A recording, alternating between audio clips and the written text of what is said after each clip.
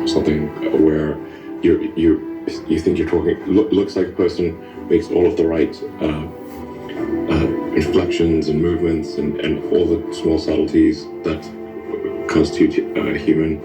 People in the AI community refer to the advent of digital superintelligence as a singularity. That is not to say that it is good or bad, but that it is very difficult to predict what will happen after that point, and that there's some probability it will be bad, some probability it will be good. We obviously want to affect that probability and have it be more good than bad. I am concerned about certain directions that AI could take that would be not good for the future. I think it'd be fair to say that like not all AI futures are benign, not all.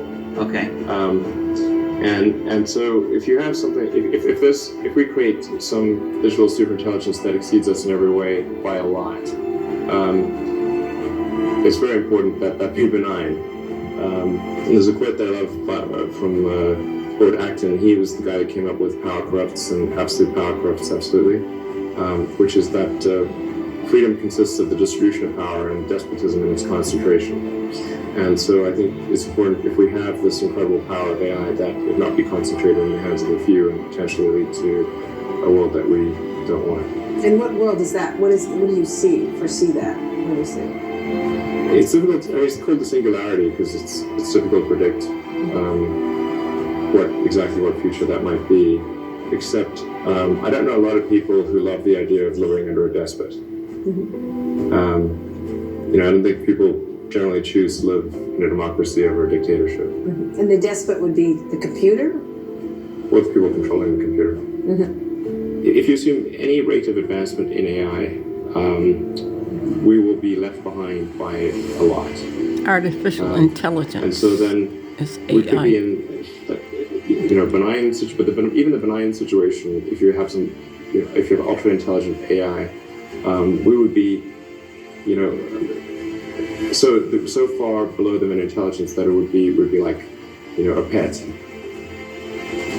People would be like a pet. But that honestly, that'd be the benign scenario. Mm-hmm. And could be worse. I think the biggest risk is not that the AI will develop a will of its own, but rather that it will follow the will of people that establish its utility function or its optimization function. And that optimization function, if it is not well thought out, I mean, even if its intent is benign, it could have quite a bad outcome. For example, if you were a hedge fund or private equity fund, and you said, well, all I want my AI to do is maximize the value of my portfolio, then the AI could decide, well, the best way to do that is to short consumer stocks, go long defense stocks, and start a war. And that would also be quite bad. That would be evil. And I think digital superintelligence would also be potentially a public safety risk. And so it's very important for regulators to keep an eye on that. Regulators. Right. You're right.